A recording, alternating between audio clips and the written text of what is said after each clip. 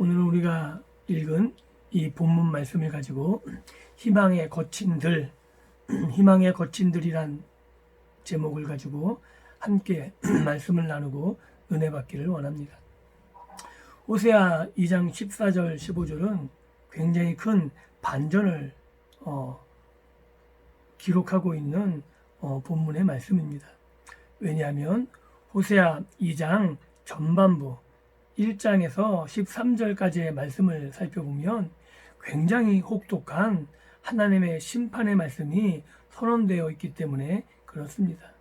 그러한 하나님의 심판의 선언을 뒤로하고 14절부터는 하나님이 이스라엘을 향한 연민들 그리고 사랑의 표현으로 가득 차 있는 그 모습을 볼 수 있습니다. 이스라엘을 회복시켜서 아내로 자녀로 받아들이시겠다는 하나님의 의지가 굉장히 강력하게 표현되어져 있습니다. 아내를 사랑하듯이 자녀를 사랑하듯이 사랑하시겠다는 하나님의 마음이 오늘 본문에서도 분명하게 드러나 있음을 알 수 있습니다. 굉장히 이해하기 어려운 부분입니다. 심판 다음에 회복. 어떻게 보면 세상 사람들의 입장에서는 병 주고 약 준다 라는 표현을 쓸 수 있을지 모르겠지만 전혀 그런 의미로 사용되지는 않습니다. 분명한 것은 심판 다음에 회복이 온다는 거죠. 그런데 심판 다음에 회복이 온다는 것은 하나님의 마음이 변덕이 심하다거나 아니면 왔다 이랬다 저랬다 한다거나 그런 의미를 다루고 있는 것은 아닙니다. 심판 다음에 회복이 온다는 의미는 죄를 지은 백성이 회복하려면 먼저 심판을 받아야 한다는 것이 호세아 선지자의 표현이고 구약의 많은 선지자들이 이러한 의미를 가지고 있습니다. 회복은 단지 하나님께서 사랑한다, 말씀하셨다 라는 것만 갖고 되는 것이 아니라는 거죠. 즉 우리 인간의 죄를 용서하시는 것도 말로만 해서 되는 것이 아니고 하나님께서 그 대가를 지불하셔야 되는 죄에 대한 대가가 분명히 지불되어야만 죄에 대한 용서가 되는 것처럼 이 회복이라는 것도 반드시 선행되어야 될 조건들 이 심판이 온전히 선언되어지고 그 심판이 실행되어진 다음에 올 수 있는 것이 회복이라고 말하고 있는 겁니다. 그래서 선지자들은 심판, 그 심판의 의미에서 회복을 찾았습니다. 그렇기 때문에 심판이란 것은 부정적인 것만으로 볼 수 없습니다. 왜냐하면 심판은 회복을 위한 서곡으로 반드시 심판 다음에 회복이 있음을 알았기 때문에 그렇습니다. 그래서 선지자의 그런 많은 서신들을 분명하게 살펴보게 되면 사회 부패가 굉장히 심해서 개혁이 하나님의 말씀으로 개혁이 도저히 불가능하다고 판단되었을 때 선지자들은 심판이 빨리 올수록 좋다고 생각하기도 했습니다. 그것은 하나님께서 심판을 하시는데 왜 심판이 빨리 오면 좋으냐 하면 죄가 더 지어질, 즉 인간이 가만두면 계속 죄를 더 지을 수밖에 없는데 심판이 빨리 오면 빨리 올수록 인간은 죄를 더 짓지 않기 때문에 그렇습니다. 죄를 더 짓지 않으니까 그만큼 그런 죄 지은 사람들이 감당해야 될 심판의 분량이 적은 거죠. 그렇기 때문에 선지자들은 어차피 하나님의 심판이 임할 것이고 그 심판 때문에 우리들이 당할 고통이 크다면 심판이 빨리 와서 하나님이 오히려 이스라엘 백성들에게 내리는 그 심판의 양이 적은 것이 낫다라고 생각했기 때문에 심판이 빨리 오는 것이 낫다라고 생각했었고, 그리고 또한 심판이 빠를수록 회복이 빠르기 때문에 하나님께서는 반드시 심판 뒤에 회복하실 것이기 때문에 회복의 말을 선지자들은 외쳤던 것이라고 우리는 구약의 성경들을 통해서 확인할 수 있습니다. 이것을 토대로 우리가 확인할 수 있는 건 뭐냐면, 하나님은 심판을 즐기시는 분이 아니라는 사실이죠. 하나님의 심판은 언제나 회복을 염두에 두고 있다라고 말할 수 있는 겁니다. 오늘 본문 말씀도 여기에 토대를 들고 읽었으면 좋겠습니다. 아니, 갑자기 그렇게 심판을 외치고 저주를 외칠 때는 언제고, 이렇게 다시금 사람들에게 연민을, 이스라엘 백성들에게 회복을 말한다니 뭐가 이래? 라고 받아들이는 게 아니라, 그 심판을 선언한 뒤에, 심판을 다 끝낸 뒤에 하나님이 이스라엘 고치고 싸매고 회복시키겠다는, 즉 하나님은 심판이 죄를 씻기 위한 하나의 방편임을 우리는 분명히 알아야 한다는 것입니다. 그래서 남편이신 하나님, 그 하나님께서 다시 아내된 이스라엘을 자기에게로 돌이키겠다는 그 계획을 선포하고 계시는 본문이 오늘 우리가 읽은 본문입니다. 그래서 보라라고 선언하고 있는 거죠. 이 보라라는 단어는 하나님의 행위, 이스라엘에게 향한 하나님의 행위에 시선을 집중시키고 있는 말씀입니다. 그리고 그를 타일러, 이스라엘을 타일른다고 말합니다. 이것은 설득시키고 납득시키고 확신시키는 하나님의 열정과 하나님의 열심을 그대로 보여주고 있는 단어입니다. 하나님의 의지, 하나님 자신의 의지를 따르게 하기 위해서 적극적인 행동을 가지고 하신다는 것입니다. 마음을 돌리도록 최선을 다했고, 또한 그렇게 하셨고 결코 실패하지 않을 것이라는 하나님의 의지의 표현입니다. 아내 이스라엘은 인간의 제국 아수르, 가나안 우상, 즉 바알, 이 바알이라는 우상들을 섬김으로 안전과 물질이 바로 그 우상들에게서 나온다는, 그 우상들이 안전과 물질을 제공해 준다고 믿고 그들을 추종하며 우상을 섬겼습니다. 바로 이것을 간음이라고 말하고 있습니다. 이스라엘이, 즉 다른데 한눈 판 거죠. 남편된 하나님을 버리고 하나님보다 더 안전을 보장하고 물질을, 풍요를 제공해 줄 것이라 믿고 바알을, 가나안의 우상을, 아수르 제국의 우상들을 섬겼다라고 하나님께서 그들을 분명하게 지적하셨고, 그런데 그 우상이 정말 헛것임을, 아무것도 아님을 하나님께서 말씀하고 계신 겁니다. 내가 그녀를 매료시키겠다. 즉 남편이신 하나님은 그녀를, 즉 이스라엘을 다시 남편에게 매료되게 해서, 남편된 하나님께 매료되어서 다시금 이스라엘이 하나님을 향해서 돌아오게 하겠다라고 말씀하고 계신 겁니다.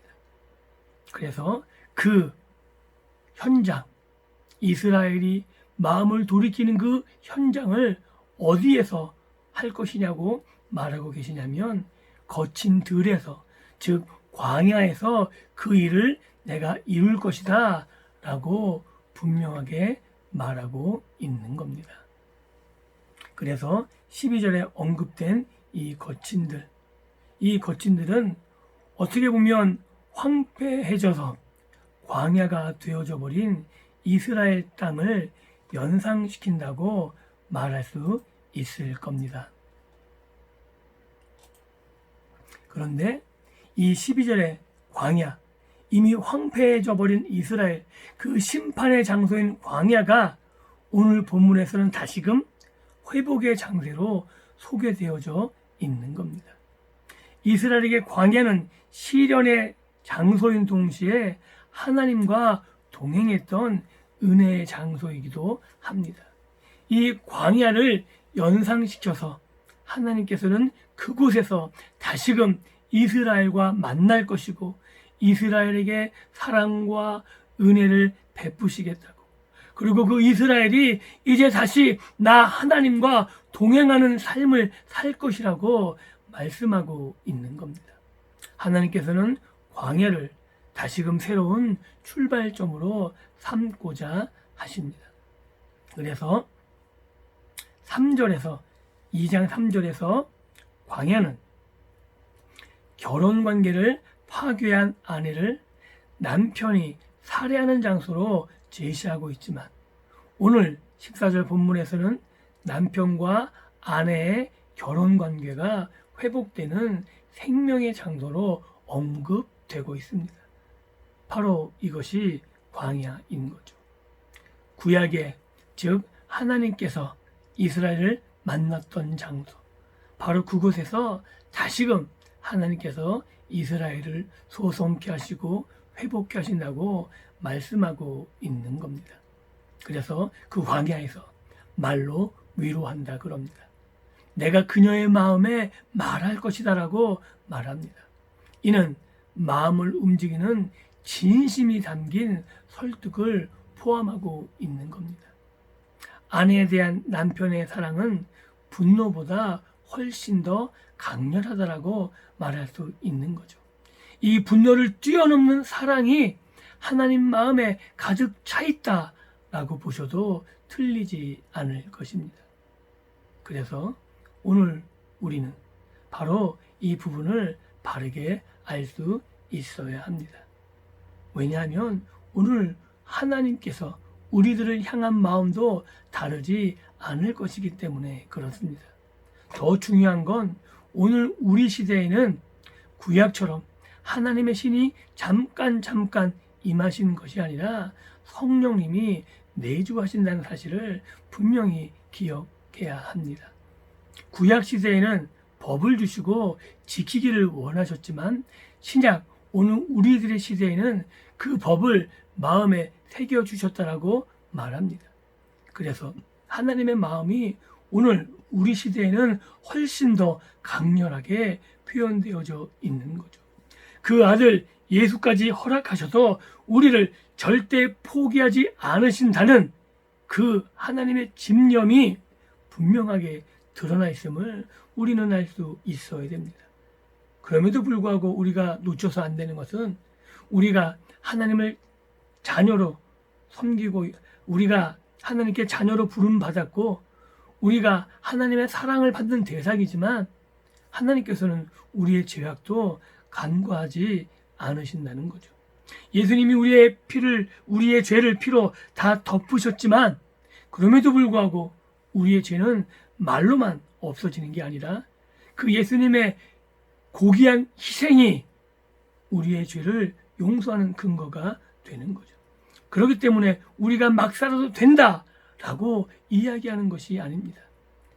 우리의 죄를 용서하는 데는 그만큼 큰 희생이 들어갔음을, 예수 그리스도의 그 희생이 십자가가 없이는 우리의 죄가 용서될 수 없었다는 그 끔찍한 그 사실을 분명히 알 때 우리는 다시금 죄의 자리에서 떠나 하나님의 은혜의 자리로 나갈 수 있는 것이고, 그 은혜의 자리를 위해서 하나님께서는 자기 아들까지 보내시는 그 놀라운 희생을 결단하셨다라고 말할 수 있는 겁니다.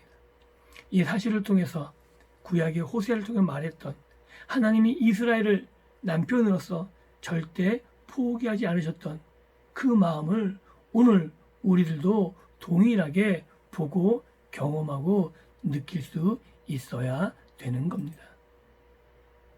그래서 관계를 회복시키려는 하나님의 의지를 구약의 호세아 선지자의 말을 통해서, 그리고 예수님을 보내셔서 십자가에 죽이시고 성령님까지 보내신 그 하나님의 사랑을 통해서 우리는 알 수 있어야 됩니다. 그 하나님의 의지가 오늘 본문에 또 자세하게 나옵니다.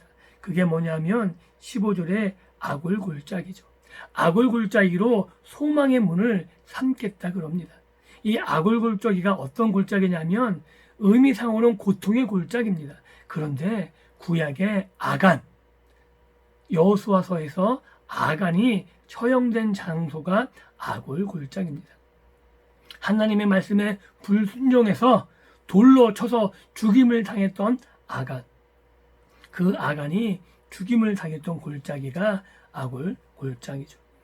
여호와의 명령에 불순종한 결과로 당한 고통을 상기시킵니다. 그것은 온 이스라엘이 함께 겪어야 되는 고통을 포함합니다.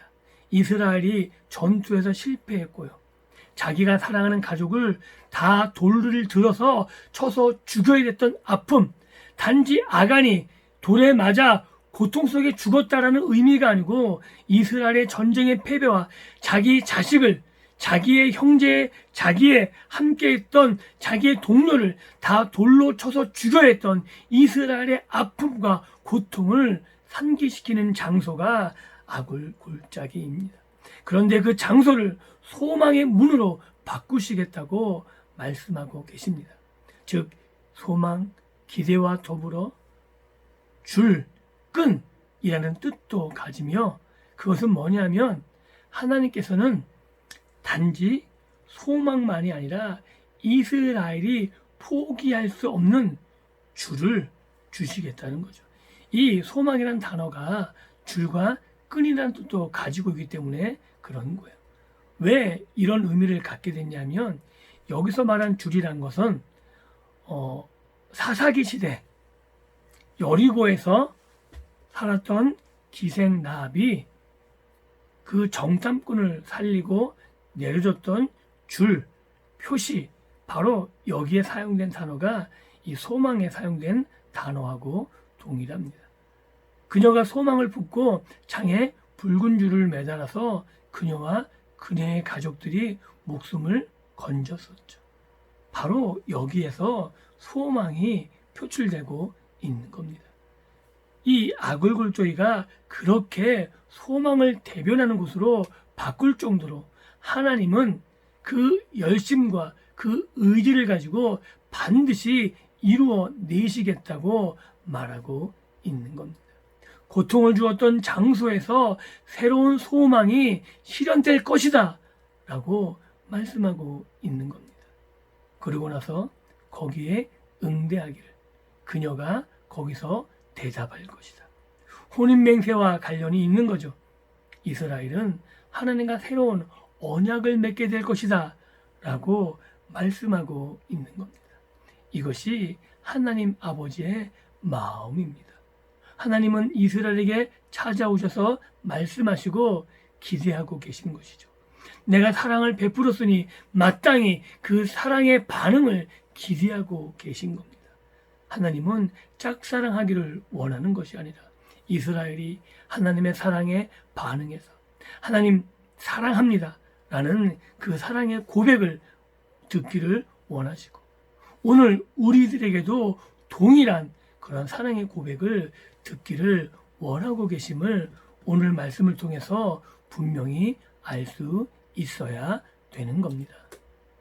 그래서 오늘 이 말씀을 통해서 우리가 알 수 있는 것, 그것은 소망이 없을 것 같은 환경에서도 하나님은 소망을 주신다는 사실입니다. 어떻게 보면 이해할 수 없는 거죠. 그냥 사랑한다 말하는 것이 아니고 그의 죄값을 치러야 하기 때문에 하나님의 공의와 하나님의 정의도 함께 살아나야 되기 때문에 하나님께서는 사랑하는 이스라엘의 죄값을 없이 하기 위해서 심판을 하시지만 그러나 이스라엘에 대한 사랑은 놓지 않으셨기 때문에 그 사랑을 끝까지 견지하십니다. 부모의 마음인 거죠. 자녀가 잘못했을 때 그 자녀를 돌이키게 하기 위해서 매를 드는 것이 그 자녀를 바르게 키우게 하기 위해서 매를 드는 부모의 심정을 떠올리셨으면 좋겠습니다. 그러나 부모가 자녀에게 매를 드는 것은 그 자녀를 죽이기 위한 것이 아니고 그 자녀를 싫어하는 것이 아니라 사랑하기 때문에 그 자녀에게 매를 드는 거예요.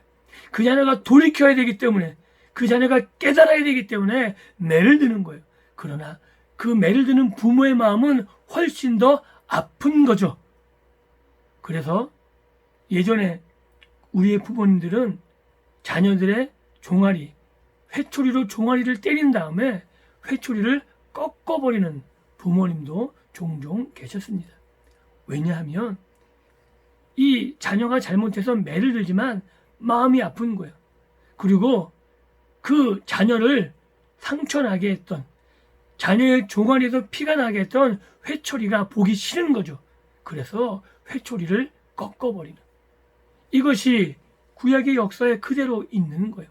이스라엘의 죄를 보면서 이스라엘이 하나님을 떠나서 하나님의 심판의 도구로 많은 열방들을 세우십니다. 이스라엘 옆에 있던 나라들을 심판의 도구로 세우시는 거죠. 회초리처럼 그들을 때리기 위해서 그들을 사용하십니다. 그런데 하나님의 마음을 그들이 모르고 그들은 이스라엘을 심하게 짓밟고 도저히 일어설 수 없을 정도로 망가뜨려 버리는 거죠. 종아리에서 피가 나게 난 회초리처럼. 하나님이 그걸 보시고 심판의 도구가 싫으신 거예요. 그래서 그들의 악을 다시금 징치하시고 그들을 무너뜨려 버리셨던 것을 우리는 세상의 역사를 통해서도 확인할 수 있는 겁니다. 이게 하나님의 마음인 거죠. 너무나 아픈 거예요.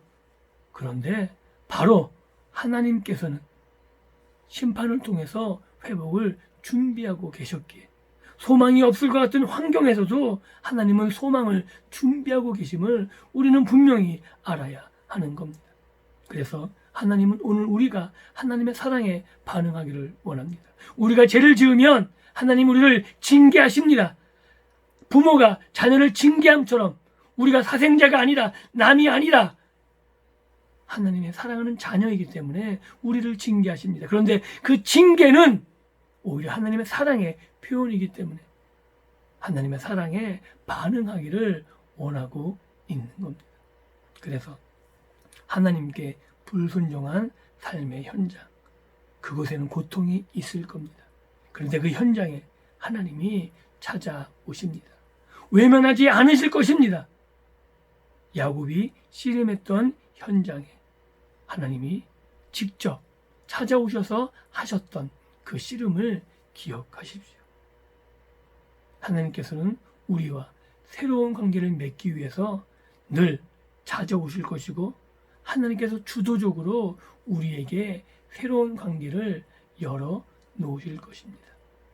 하나님이 이스라엘에게 찾아오셔서 이미 소망이 없을 것 같은 그 이스라엘을 싸매시고 고치시고 회복케 하셨다는 그 예언의 말씀을, 그 사랑의 말씀을 호세아 선지자를 통해서 하셨던 것처럼 오늘 우리들에게는 예수 그리스도를 허락하셔서 우리 안에 성령님을 허락하셔서 다시금 우리에게 새로운 관계를 열어주시고 그 안에서 우리와 함께 있기를 원하는 하나님 아버지의 마음을 알고 다시금 우리의 죄악의 자리에서 떨쳐 일어나 하나님 아버지의 손을 잡고 그곳에서 하나님과 사랑의 관계를 다시금 시작하는, 매일매일 그 새로운 사랑의 관계를 누리며 살아가는 우리 모든 가족들이 될 수 있기를